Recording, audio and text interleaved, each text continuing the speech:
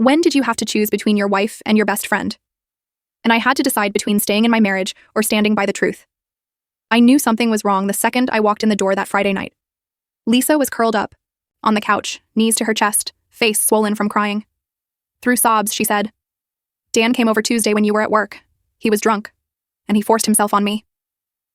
The room spun, my legs went numb. Dan? She was talking about Dan. He'd been my best friend for 20 years. We met in middle school. He once took punches for me.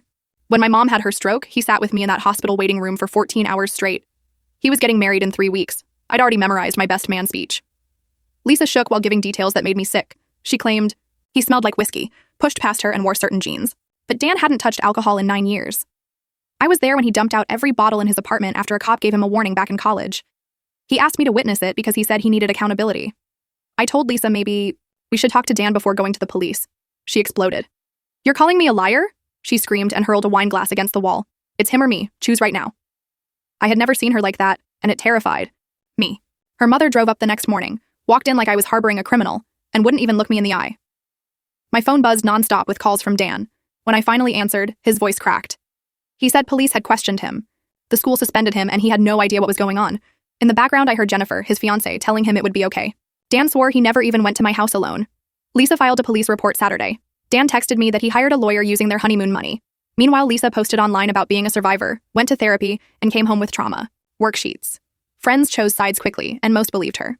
Her story never changed. Tuesday afternoon, May 14th. The jeans, the whiskey breath. At night, I'd lie awake thinking, either my wife is the best liar I've ever seen, or my best friend is a predator.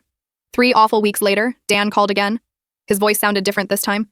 "The detective figured it out," he said, crying. Turns out May 14th was state testing day. Dan had been proctoring standardized tests all afternoon. He couldn't have left the room. An administrator signed a log every half hour, 28/8. Graders sat in front of him, and the computer records showed his login. He was exactly where he was supposed to be when Lisa claimed he attacked her. I drove home shaking so hard I could barely hold the wheel.